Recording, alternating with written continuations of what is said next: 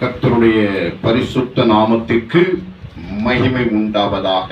இந்த நாளிலும் கூட நாம் தியானத்துக்காக எடுத்துக்கொள்ளப்பட்ட வேத பகுதி மத்தேயு எழுதின சுவிசேஷம் 17வது அதிகாரம் 1, 2, 3 வசனங்கள் வாசியுங்கள். 6 நாளைக்கு பின்பு இயேசு பேதுருவையும் யாக்கோபையும் அவனுடைய சகோதரனாகிய யோவானையும் கூட்டிக் கொண்டு தனித்திருக்கும்படி உயர்ந்த மலையின் மேல் போய் அவர்களுக்கு முன்பாக மறுரூபமானார். அவர் முகம் சூரியனைப் போல பிரகாசித்தது. அவர் வஸ்திரம் வெளிச்சத்தை போல வெண்மையாயிற்று. அப்பொழுது மோசேயும் எலியாவும் அவரோடே பேசுகிறவர்களாக அவர்களுக்கு காணப்பட்டார்கள். அப்பொழுது பேதுரு இயேசுவை நோக்கி, ஆண்டவரே, நாம் இங்கே இருக்கிறது நல்லது. உமக்கு சித்தமானால் இங்கே உமக்கு ஒரு கூடாரமும், மோசேக்கு ஒரு கூடாரமும், எலியாவுக்கு ஒரு கூடாரமும், 3 கூடாரங்களை போடுவோம் என்றார். 17ஆம் அதிகாரத்துல ஆண்டவராய் இயேசு கிறிஸ்து பேதுரு, யாக்கோபு, யோவான் 3 சீசர்களை அழைத்து கொண்டு மலையின் மேல் ஏறினார். அங்கே தனித்திருக்கும்படி அவர்களை கூட்டிக் கொண்டு போனார். அல்லேலூயா. இப்ப ஆண்டவராய் இயேசு கிறிஸ்துக்கு 12 சீசர்கள் உண்டு. 12 சீசர்களை ஆண்டவர் செலக்டடா 3 பேரை வச்சிருந்தார், சாலிடா. அல்லேலூயா. 12 பேர்களும் ஊழியத்தின் பாதையில் ஆண்டவர் பயன்படுத்தினாலும் இந்த சம்பவத்துல குறிப்பாக 3 சீசர்களை அழைத்து கொண்டு போனார். அதுல ஒன்று பேதுரு, யாக்கோபு, யோவான். அல்லேலூயா. அப்ப நாம கடந்த நாட்களில் பேதுருடைய வாழ்க்கை சரித்திரத்தை கொடுத்து தியானித்தோம். தொடர்ந்து இந்த நாளிலும் பேதுருடைய வாழ்க்கையிலே ஆண்டவர் எப்படி அவனை பயன்படுத்தினார், அவன் என்ன காரியத்தை செய்தான், என்ன சொன்னான், என்ன சம்பவித்தது, ஆண்டவர் மாருத்திரமாக என்ன சொன்னார் என்பதை குறித்து இந்த நாளில் தியானிக்கும்படியாய் நாம் கடந்து வந்திருக்கிறோம். கர்த்தருக்கு ஸ்தோத்திரம். அப்ப இந்த பேதுரு மற்ற இந்த வரிசை பட்டியல்ல பேதுருவை குறித்து சொல்லும் பொழுது முந்தினவன். அல்லேலூயா. அப்ப லீடர். ஆண்டவருடைய பார்வையில் இந்த 12 சீசர்ல ஒரு லீடர், தலைமைத்துவத்துக்கு ஒரு ஆளை இருந்தார். அல்லேலூயா. அவன் தான் பேதுரு. அல்லேலூயா. மற்றவர்கள் நிறைய திறமைசாலிகள் இருந்தாலும் ஆண்டவர் இந்த பேதுருவைத்தான் முன் குறித்தார். அல்லேலூயா. கடந்த நாள் நாம் தியானிக்கும் பொழுது பேதுரு வைத்த சபையை கட்டினார். இந்த கல்லின் சபையை கட்டி, அப்போ சபைக்கு ஆண்டவர் செலக்ட் பண்ண முதல் மனிதர் யாரு? பேதுரு. அல்லேலூயா. பேதுருவை வைத்துத்தான் ஆண்டவர் எல்லா சபைகளையும் கட்டி இருக்கிறார். இந்த கல்லின் மேல், எந்த கல்? ஆண்டவரால் உருவாக்கப்பட்ட கல் பேதுரு. ஆண்டவரால் வழிநடத்தப்பட்டவர் பேதுரு. ஆண்டவரால் நல்ல பயிற்சி கொடுக்கப்பட்டவர் பேதுரு. அல்லேலூயா. அப்போ அந்த பேதுருவை ஆண்டவர் இயேசு கிறிஸ்து உருவாக்கினார். உலக தோற்றத்துக்கு முன்னே சபைக்கு ஒரு அஸ்திவார கல்லாக, ஒரு உபதேச கல்லாக, கர்த்தருடைய வசனத்துக்கு ஆதாரமாக இந்த பேதுருவை கர்த்தர் உருவாக்கினார். அல்லேலூயா. அப்போ பேதுரு முந்தினவன். அப்ப முதல்ல பேதுரு தான். 12 லிஸ்ட்ல வரும்போது முதல் பேரு பேதுரு தான். அல்லேலூயா. பேதுரை குறித்து நாம் தொடர்ந்து தியானிக்க போகிறோம். அப்ப தனித்திருக்கும் ஆண்டவராய் இயேசு கிறிஸ்து 3 பேரை கூட்டிட்டு போறாரு. அவர்களுக்கு முன்பாக மறுரூபமானார். அப்ப ஆண்டவர் 3 பேரை பக்கத்துல நிறுத்திட்டு அங்கே ஜெபம் பண்ணுகிற வேலையிலே, பரலோக பிதாவை நோக்கி அவர் ஜெபிக்கிற வேலையிலே மறுரூபமானார். அல்லேலூயா. அந்த காட்சி எப்படி இருந்ததா? அவர் முகம் சூரியனை போல பிரகாசித்தது. ஆண்டவர் இயேசு கிறிஸ்து முகம் சூரியனை போல பிரகாசித்தது. அவர் வஸ்திரம் வெளிச்சத்தை போல வெண்மையாயிற்று. சூரியனை போல சூரியனை பிரகாசம் ஆரம்பிச்சா முகத்தை பார்க்க முடியாது. அல்லேலூயா. அவருக்குள்ள இருந்து சூரியனை போல பிரகாசித்தால் முகத்தை பார்க்க முடியாது. அவருடைய வஸ்திரம் வெளிச்சத்தை போல வெண்மையாயிற்று. அப்பொழுது மோசேயும் எலியாவும் அவரோடு பேசுகிறவர்களாக அவர்களுக்கு காணப்பட்டார்கள். மோசேயும் எலியாவும் வந்து ஆண்டவராய் இயேசுவோடு கூட அந்த மர்வமலையில மர்வமான காட்சி அந்த வேளையில எலியாவும் மோசே வந்து பேசுகிறவர்களாக காணப்பட்டார்கள். யாருக்கு? பேதுரு பார்க்கிறாரு, யாக்கோபு பார்க்கிறாரு, யோவான் பார்க்கிறாரு. 3 பேர் பார்வையிலையும் அங்க இயேசு கிறிஸ்து சூரியனை போல முகம் பிரகாசித்து விட்டது, வஸ்திரம் வெண்மையாகி விட்டது. அங்கே ஆவி ரூபத்திலே மறுமாக்கப்பட்ட எலியாவும் மோசே அங்கே கடந்து வருகிறார்கள். அல்லேலூயா. 3 பேரோடு ஆண்டவர் சம்பவிக்கிற காட்சியை பேதுரு பார்க்கிறாரு, யாக்கோபு பார்க்கிறாரு, யோவான் பார்க்கிறார். கர்த்தருக்கு ஸ்தோத்திரம். அப்பொழுது பேதுரு இயேசுவை நோக்கி, ஆண்டவரே, நாம் இங்கே இருக்கிறது நல்லது. உமக்கு சித்தமானால் இங்கே உமக்கு ஒரு கூடாரமும் மோசேக்கு ஒரு கூடாரமும் எலியாவுக்கு ஒரு கூடாரமாக 3 கூடாரங்களை போடுவோம். அப்ப பேதுரு முந்தி சொல்றாரு, ஆண்டவரே, நாம இங்க இருக்க நல்லது. நீங்க மர்வம் ஆயிட்டீங்க, சூரியனை போல பிரகாசம், வஸ்திரம் வெண்மை ஆயிற்று, மோசே எலியாவு கூட பேசிக்கிட்டு இருக்கிறீங்க, இது நல்லது. அல்லேலூயா. இந்த காட்சி நன்றாக இருக்கிறது, இங்கே செட்டில் ஆயிடுவோம். அல்லேலூயா. இங்கே செட்டில் ஆயிடுச்சு பேதுரு பேசிக்கிட்டு இருக்க. அதனால இங்க உமக்கு ஒரு கூடாரம், எலியாவுக்கு ஒரு கூடாரம், மோசைக்கு ஒரு கூடாரம் போட்டுட்டு இங்கே இருந்துரும் ஆண்டவரே. ஏன்னா அந்த காட்சி, அந்த பரலோக காட்சி, அந்த சந்தோஷமான காட்சி, அந்த மேன்மையான காட்சி, யாருக்குமே கொடுக்கப்படாத தரிசனம் அந்த பேதுரு கொடுக்கப்பட்டது. அந்த இடத்துல அவன் சந்தோஷம் அடைந்தான். அல்லேலூயா. இங்கே இருப்பது நல்லது, இங்கே நீங்க இருந்துடணும், எங்கே போகக்கூடாது மாதிரி பேதுரு பேசினான். கர்த்தருக்கு ஸ்தோத்திரம். அவன் பேசுகையில் இதோ ஒளியுள்ள ஒரு மேகம் அவர்கள் மேல் நிழலிட்டது. இவர் என்னுடைய நேசகுமாரன், இவரில் பிரியமாயிருக்கிற, இவருக்கு செவியுடன் என்று அந்த மேகத்திலிருந்து ஒரு சத்தம் உண்டாயிற்று. அல்லேலூயா. ஒரு மேகம் இறங்கிற்று, மேகத்திலிருந்து ஒரு சத்தம் உண்டாகுது. இவர் என்னுடைய நேசகுமாரன், இவருக்கு செவி கொடுங்கள் என்று மேகத்திலிருந்து சத்தம் வருது. அப்போ பரலோக பிதா தம்முடைய குமாரனை மகிமைப்படுத்தும்படியாக இந்த 3 பேருக்கு தான் பிரசங்கம் பண்ணினார். பேதுருக்கு, யாக்கோபுக்கு, யோவானுக்கு 3 பேருக்கு ஒரு பிரசங்கம். என்னன்னா, இவர் என்னுடைய நேசகுமாரன், இவருக்கு செவி கொடுங்கள். நீங்க தொடர்ந்து நினைச்சீங்க, ஆண்டவர் இயேசு கிறிஸ்துவை நீங்க ஃபாலோ பண்ணுங்க, என்னுடைய குமாரனா இயேசுக்கு ஃபாலோ பண்ணுங்கன்னு சொல்லி அந்த சத்தம் உண்டாயிற்று. அல்லேலூயா. அப்ப நடக்கிற காரியத்தை பார்க்கிறோம். சீசர்களை கேட்டு முகங்குப்புற விழுந்து மிகவும் பயந்தார்கள். அல்லேலூயா. அப்ப ஆண்டவர்கிட்ட பரலோக தேவன்கிட்ட அந்த சத்தம் வந்த உடனே சீசர்கள் 3 பேரும் முகங்குப்புற விழுந்து மிகவும் பயந்தார்கள். முகங்குப்புற விழுந்துட்டாங்க. அல்லேலூயா. ஆண்டவர் இயேசு கிறிஸ்து சவுலை பவுலாக்குற பொழுது ஆண்டவர் காட்சி கொடுத்த போது அவன் குதிரையிலிருந்து விழத்தள்ளப்பட்டான். அல்லேலூயா. அதே மாதிரி ஒரு சம்பவம் இந்த 3 பேர்கிட்ட ஆண்டவர் பேசும்போது அவர் முகங்குப்புற விழுந்து மிகவும் பயந்தார்கள். அப்ப அவங்களாவே முகங்குப்புற விழல, ஆண்டவர் பிரசன்னம் அவங்கள முகங்குப்புற விழ வைத்து விட்டது. அப்படி ஒரு பிரசன்னம் நமக்கு வேணும். அல்லேலூயா. ஆமா, முகங்குப்புற ஆண்டவர்கிட்ட விழுந்து ஜெபிக்க கூடிய, அது கர்த்தருடைய ஆவியினால, கர்த்தருடைய வல்லமையினால நாம குதிச்சோம்னா, பயந்து அந்த முகங்குப்புற விழுந்தோம்னா, அதுல கர்த்தருடைய மகிமையும் வழிகாட்டுதலும் ஆசீர்வாதம் நமக்கு கண்டிப்பா உண்டு. அப்படிப்பட்ட அனுபவம் நமக்கு கிடைப்பதாக. கர்த்தருக்கு ஸ்தோத்திரம். Praise the Lord. அப்படி இயேசு வந்து அவர்களை தொட்டு, எழுந்திருங்கள், பயப்படாதீங்கள் என்றார். அல்லேலூயா. அப்ப ஆண்டவர் இறங்கி வர்றாரு, நீங்க பயப்படாதீங்க, இந்த மாதிரி காட்சியை பார்த்திருக்கீங்க, நீங்க பயப்படாதீங்க, எழுந்திருங்கள் என்று உடனே அந்த ஸ்பாட்ல அவங்க பயந்த நேரத்திலே ஆண்டவர் பயப்படாதேன்னு சொல்லி எழுப்பி விட்டார். அல்லேலூயா. ஆண்டவர் அடுத்த ஒரு புரோகிராமை அவர்களுக்கு ஷேர் பண்ணுகிறதை பார்க்கிறோம். கர்த்தருக்கு ஸ்தோத்திரம்.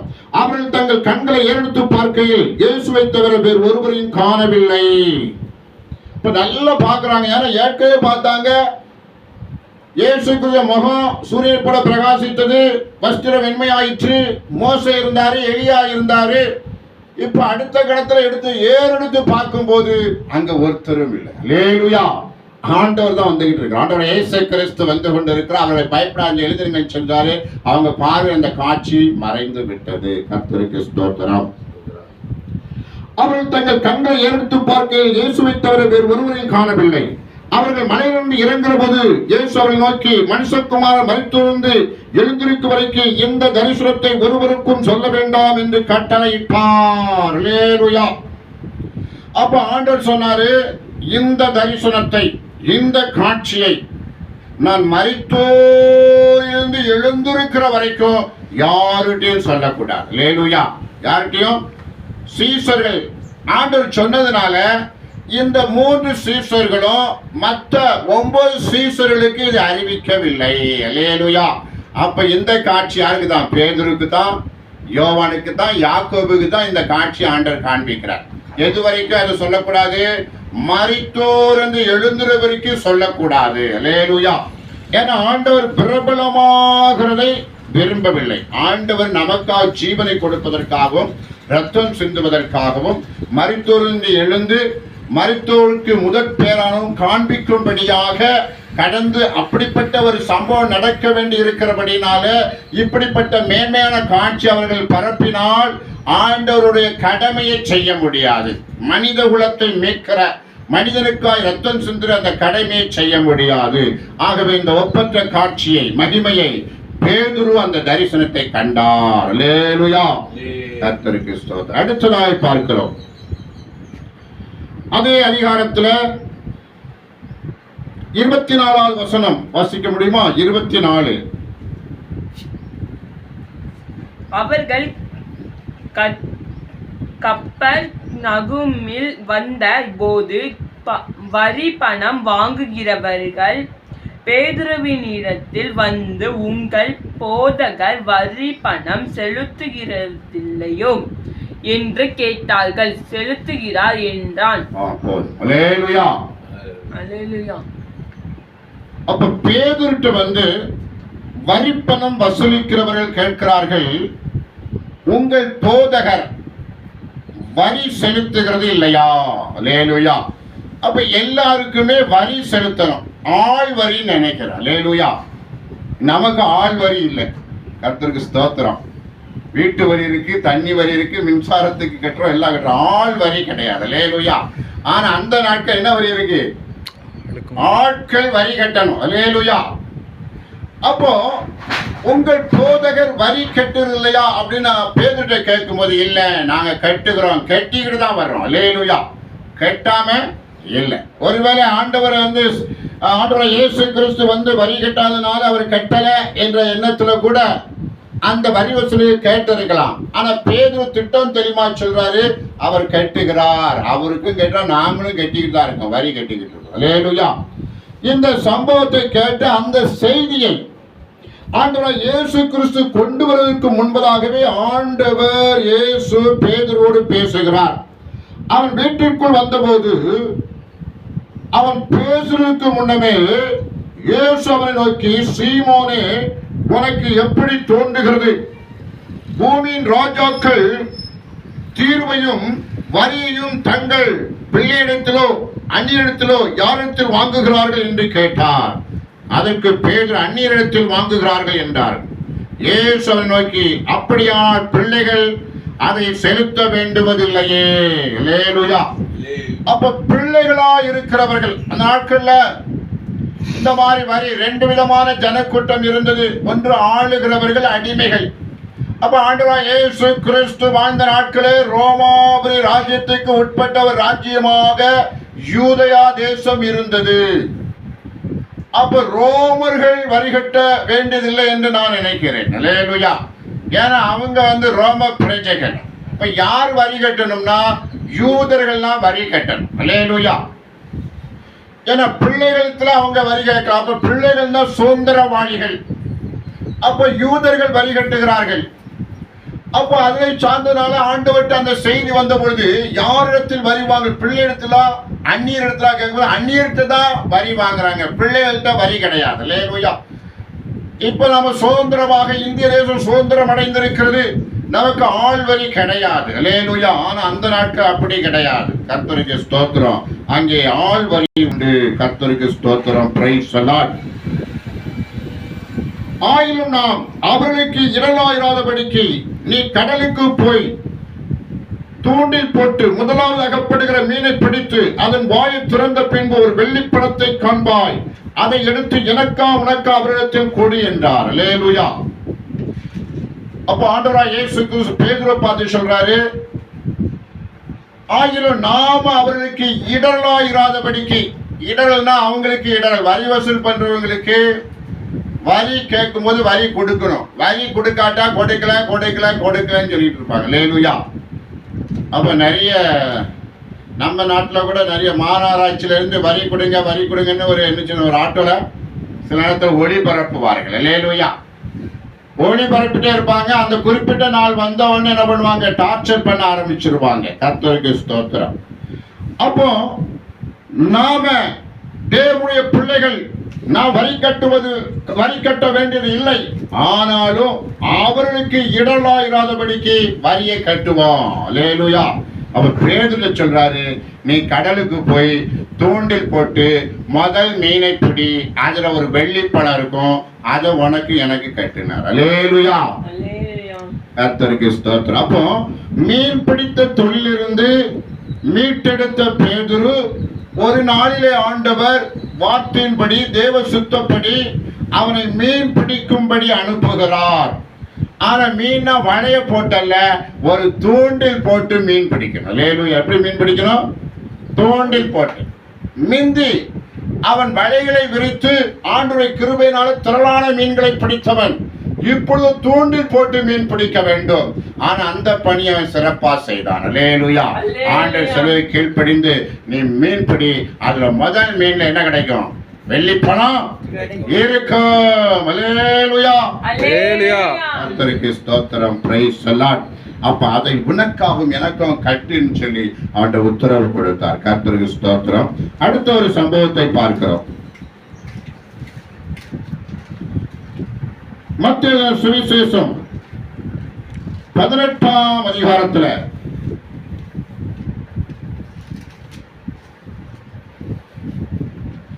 21வது வசனம்.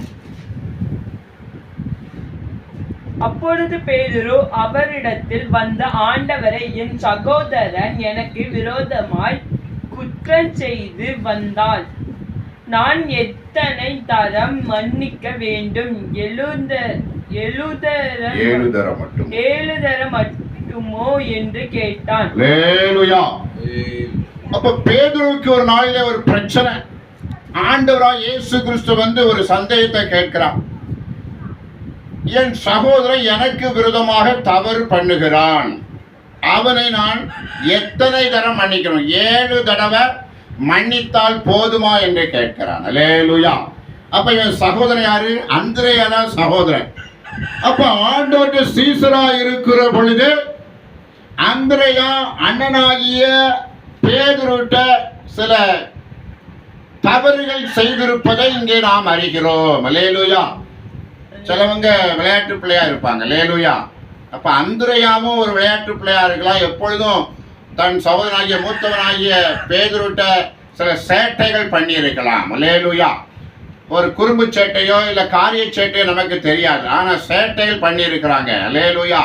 அப்ப அந்த செய்தி ஆண்டவராய் இயேசு கிட்ட பேதுரு கொண்டு வராரு. என் சகோதரன் எனக்கு விரோதமாய் தப்பு செய்தா நான் எத்தனை தடவை மன்னிக்கணும்? 7 தடவை மன்னித்தால் போதுமா என்று கேட்கிறார். அல்லேலூயா.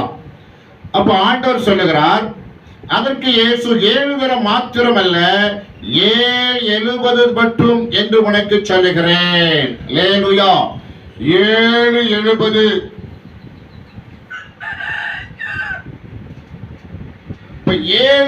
தடவை மன்னிக்க வேண்டும் என்று ஆண்டவர் சொல்லுகிறார். அல்லேலூயா. 7 × 70 பார்க்கிறோம். அல்லேலூயா. அப்ப இந்த எண்ணிக்கையில மன்னிக்க வேண்டும் என்று ஆண்டவர் சொல்லுகிறார். 7-70 தடவை, 7 தடவை மாத்திரமல்ல, 7-70 தடவை மன்னிக்க வேண்டும் ஆண்டவர் சொல்லுகிறார். கர்த்தருக்கு ஸ்தோத்திரம். அப்ப என்ன செய்யணும்? சகோதரன் தப்பு பண்ணா மன்னிச்சுக்கிட்டே இருக்கணும். அல்லேலூயா. ஏன் மன்னிக்கணும்னா அப்பதான் ஆண்டவர் நம்மளை மன்னிப்பாரு. பிறர் தப்பிதங்களை நாங்கள் மன்னிக்கிறதோட எங்கள் குற்றங்கள் எங்களுக்கு மன்னியும். பிறர் குற்றங்களை நாங்க மன்னிக்கிறோம், எங்கள் குற்றங்கள் எங்களுக்கு மன்னியும் ஆண்டவரே என்று சொல்லுகிற அந்த வசனத்தை நாம் பார்க்கிறோம். அல்லேலூயா. இங்க ஒரு சம்பவத்தை கூட ஆண்டவரே சொல்றாரு. ஒருத்தர் 2 வேலைக்கு, ஒரு ராஜா கிட்ட ஒரு வேலைக்காரன் இருந்தான். 10,000 தாலந்து வெள்ளி கடன் பட்டவன். ஒரு ராஜாவுடைய வேலைக்காரன் 10,000 16,000 10,000 தாளந்துனா ஹெவி வெயிட். அல்லேலூயா. அவ்வளவு வெள்ளி கடன் பட்டிருக்கிறான் ராஜாட்ட. ராஜா கணக்கு பார்க்கும்போது இவ்வளவு தாளந்து வெள்ளி நீ கடன் பட்டிருக்கிய, அவ்வளோத்தையும் கொண்டா, எல்லாம் நீ வா, உன் மனைப்பிள்ளைய கூட்டு உனக்கு எல்லாத்தையும் கொண்டு வா, எல்லாத்தையும் ஜப்தி பண்ணி உன்னை சிறையில் அடிச்சிருந்தேன்னு சொல்லி அங்கே கடினமாக ராஜா அவனை நடத்துகிற பொழுது அவன் மனைவி பிள்ளையோட போய் அந்த ராஜாட்ட குப்புற விழுந்து, ராஜாவே நான் மன்னியை நான் எப்படியாவது தீர்த்துருந்தேன் அந்த கடனை அப்படின்னு சொல்லு, எனக்கு மன்னின்னு சொன்ன உடனே அந்த ராஜா என்ன பண்ணிட்டாரு? அவனு எல்லா கடனையும் மன்னிச்சுட்டாரு. அல்லேலூயா. எல்லா கடனையும் மன்னிச்சு அவனை விட்டுட்டாரு. ஆனா இவன் போனவன் அங்கே ஒரு இவனுக்கு கீழே ஒருத்தர் வேலை பார்க்கிறான். அவன் எத்தனை வெள்ளி கடன் பட்டு இருக்கிறான் என்று சொன்னால், தன்னிடத்தில் 100 வெள்ளி பணம் கடன் பட்டவன். 100 வெள்ளி பணம் தான். 10,000 தாளந்து வெள்ளிப்பணம்னா கிலோ கணக்குல 100 வெள்ளிப்பணம் தான் கடன் பட்டு இருக்கான். அவனை பார்த்து பிடித்து என் கடனை இப்பவுமே கூட அவன் சங்க நெரிச்சு அவனை சிறையில் போட்டு கொடுமைப்படுத்தினான் என்று சொல்லி பார்க்கிறோம் இந்த வசனத்துல. ஆனா இதை கேள்விப்பட்ட அவனுக்கும் வேலைக்காரன் இருந்தார்கள். அப்ப ராஜாவுக்கு கீழே ஒரு நல்ல ஒரு பணக்காரனாக, ஐஸ்வர்யவானாக, ஒரு நிலச்சுவாந்தாராக, ஒரு பிரபுவாக வாழ்ந்திருக்கிறான். ஆனா இவருக்கு கீழே கடன்பட்ட 100 வெள்ளிப்பணம் பிடித்தவனை கொடுமையாக சிறையில தண்ணி வாதித்தார் என்று சொல்லி இந்த செய்தி ராஜாவுக்கு போன பொழுது மன்னித்து விட்ட ராஜா பிறகு அந்த மன்னிப்பை வாபஸ் வாங்கிட்டார். அதான் வேதம் சொல்லுகிறது. அல்லேலூயா. அவனுடைய ஆண்டவன் கோபமடைந்து அவன் பட்ட கடனை எல்லாம் தனக்கு கொடுத்து தீர்க்கவும் உபாதிக்கிறவனத்தில் அவனை ஒப்பு கொடுத்தான். மன்னிக்காதனால மறுபடியும் அவன் மன்னிப்பை பெற்றவன் மன்னிப்பை இழந்து மறுபடியும் அவன் சிறைக்கு போயிட்டான். நீ என்னைக்கு பணம் கொடுக்கிற அன்னைக்கு தான் உனக்கு விடுதலை சொல்லி உபாதிக்கிறவர்கள் சிறையில இருக்க மாட்டாங்க. இருப்பது மாத்திரமல்ல, அங்கே கொடுமைப்படுத்தப்படுவார்கள். சிறைக்கு போய் அந்த பணத்தை எப்படியாவது கொடுன்னு சொல்லி. அல்லேலூயா. கர்த்தருக்கு ஸ்தோத்திரம். அப்போ இந்த சம்பவம் பேதுரு ஒரு விஷயத்தை வந்து ஆண்டவராய் இயேசு கிறிஸ்து சொல்லும் பொழுது, என் சகோதரனுக்கு விரோதமாய் குற்றம் செய்ய எத்தனை தடவை மன்னிக்கணும் என்று கேட்ட பொழுது ஆண்டவர் இந்த சம்பவத்தை அங்கே ஞாபகப்படுத்துகிறார். அல்லேலூயா. கர்த்தருக்கு ஸ்தோத்திரம். அடுத்ததாக ஒரு வேத பகுதியை பார்ப்போம்.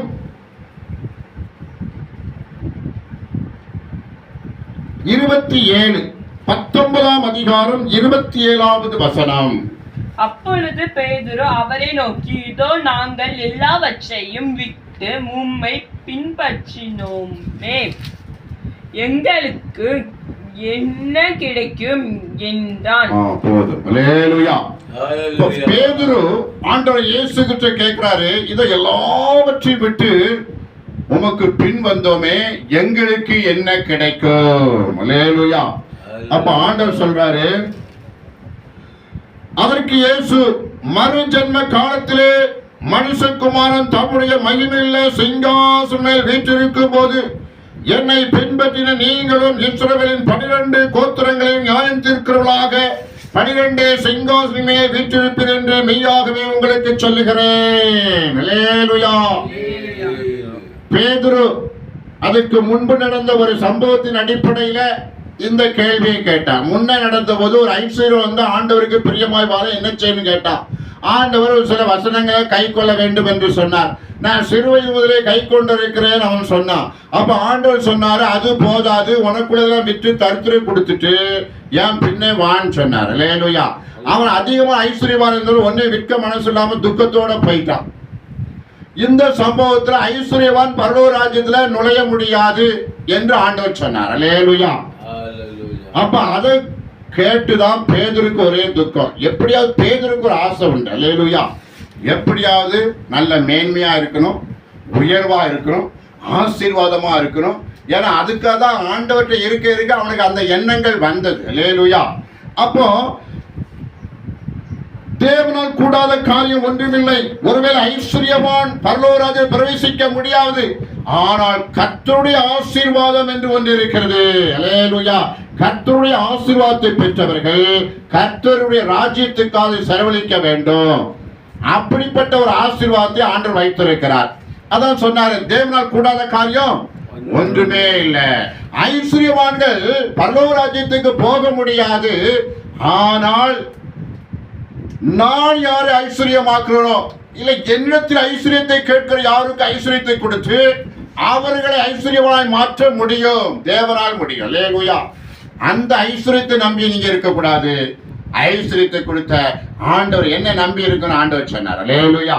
கர்த்தருக்கு ஸ்தோத்திரம். அப்போ இப்படிப்பட்ட சூழ்நிலை தான் பேதுரு ஆண்டவரை கேட்கிறாரு, எல்லாவற்றையும் விட்டு வந்தவன் எங்களுக்கு என்ன கிடைக்கும்?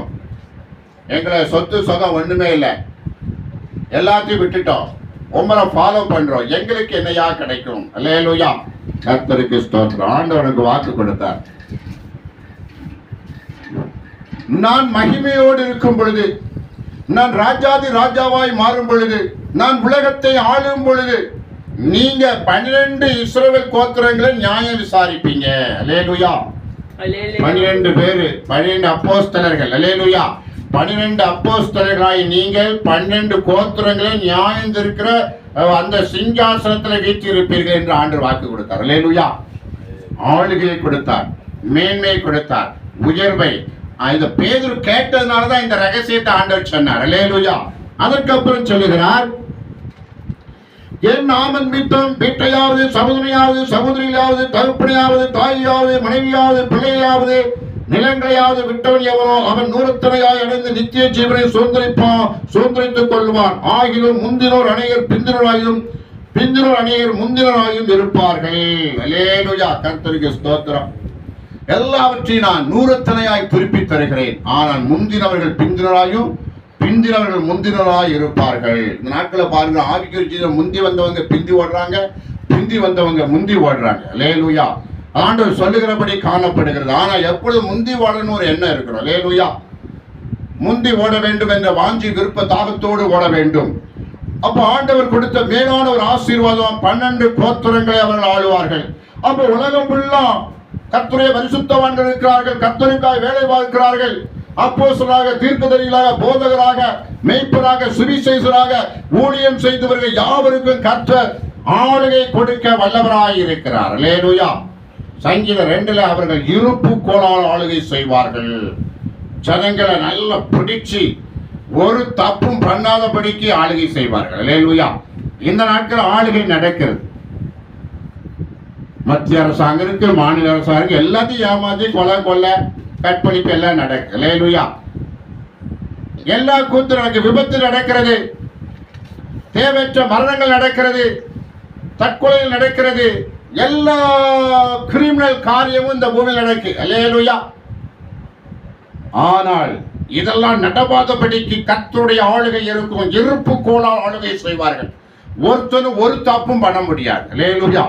ஆனா சாத்தானும் எங்க வரலாம்? அங்கே பாதாளத்திலே 1000 வருஷம் தள்ளி அடைக்கப்பட்டவனாய் இருப்பான். அப்படிப்பட்ட சூழ்நிலையும் ஜனங்கள் உண்மையாய் இருக்கத்தக்கதாக கர்த்தருடைய அதிகாரத்தை பெற்றவர்கள் இந்த உலகத்தை 1000 வருஷம் அரசாளுவார்கள். அவர்கள் இருப்பு கோலால் அரசாளுவார்கள். அல்லேலூயா. சாத்தானையும் ஆண்டவர் மனிதரை குற்றம் செய்ய வைக்கிற அசுத்தாவியில் தீயாவில் சாத்தான் கூட்டத்தை பாதாளத்துல கட்டி வச்சிருக்காரு. கட்டி வச்சது ஆளுகை நடக்கு. அந்த ஆளுகையில் ஒரு தப்பு மனிதனுடைய தவறை கூட நடத்தக்கூடாது என்பதற்காக கர்த்தருடைய பரிசுத்தவான்கள், கர்த்தருக்காக ஜாபம் பண்ணினவர்கள் அவர்கள் 1000 வருஷம் இயேசுவோடு கூட ஆளுகை செய்வார்கள். அல்லேலூயா. அந்த ரகசியத்தை எல்லாம் அங்கே சொல்லுகிறோம், பார்க்கிறோம். இப்போ 12 அப்போஸ்தலர் பேதுரு முந்தினவன். பேதுரு அநேக காரியங்கள் கேட்கிற கேள்விகளுக்கு ஆண்டவர் இயேசு கிறிஸ்து தெளிவாக பதில் கொடுக்கிறார். ஆண்டவர் இயேசு பல சத்தியங்கள் அதில் வெளிப்படுத்துகிறார். அப்ப பேதுரு உட்பட 12 அப்போஸ்தலருடைய நாமங்கள் புதிய எருசலேம் பட்டணத்திலே வாசல் எழுதப்பட்டிருக்கிறது. அப்படிப்பட்ட ஒரு மேன்மை அவருக்கு கொடுக்கப்பட்டிருக்கு. இந்த நாட்களை பார்க்கிறோம், 12 அப்போஸ்தலருடைய பெயர்கள் உலகமெல்லாம் திருச்சபைகளுக்கு சூட்டப்பட்டிருக்கு. அல்லேலூயா. எல்லா திருச்சபைகளுக்கு சூட்டப்பட்டிருக்கு. ஆக பேதுருடைய காரியங்கள், ஆண்டவர் அவனை அழைத்த விதம், அவன் ஆண்டவரை நடந்து கொண்ட விதம், அவன் கேட்ட கேள்விகள், பெற்றுக்கொண்ட ட்ரைனிங் எல்லாவற்றையும் நாம் பார்க்கிறோம். அல்லேலூயா. ஆண்டவர் இயேசு கிறிஸ்து பேதுருவை கரத்தில் எடுத்து அவனை முந்தினவன் என்றும் அவன் மீது திருச்சபை கட்டுவன் என்றும் ஆண்டவர் அவனுக்கு வாக்கு கொடுத்தார். அல்லேலூயா. அவன் பூமியில எதை கட்டுகிறானோ அது பரலோகத்தில் கட்டப்படும். பூமியில எதை கட்டவிழ்க்கிறானோ பரலோகத்தில் கட்டவிழ்க்கப்படும். கட்டவும் கட்டவிழ்க்கவும் அவனுக்கு அதிகாரம் கொடுத்தார். அல்லேலூயா. ஆபிரகாமுக்கு பிதாவாகிய தேவன் அதிகாரம் கொடுத்தார். உன்னை ஆசீர்வதிக்கிறவர்களை ஆசீர்வதிப்பவர், சபிக்கிறவர்களை சபிப்பேன். அதுக்கு ஈடான ஒரு ஆசீர்வாதம் பேதுருக்கு கொடுக்கப்பட்டது. நீ எதை கட்டுறியோ அது பரலோகத்துல கட்டிடுவோம். எதை கட்டவிழ்க்கிறையோ அது பரலோகத்திலும் கட்டவிழ்க்கப்படும். அல்லேலூயா. அப்போ ஒருத்தரை சிறைப்படுத்தவும் ஒருவனை விடுதலை ஆக்கவும் பேதுருக்கு அந்த அதிகாரத்தை ஆண்டவர் கொடுத்தார். கர்த்தர் தாமே இந்த வசனத்தை ஆசீர்வதித்து பலன் தருவாராக. ஆமென்.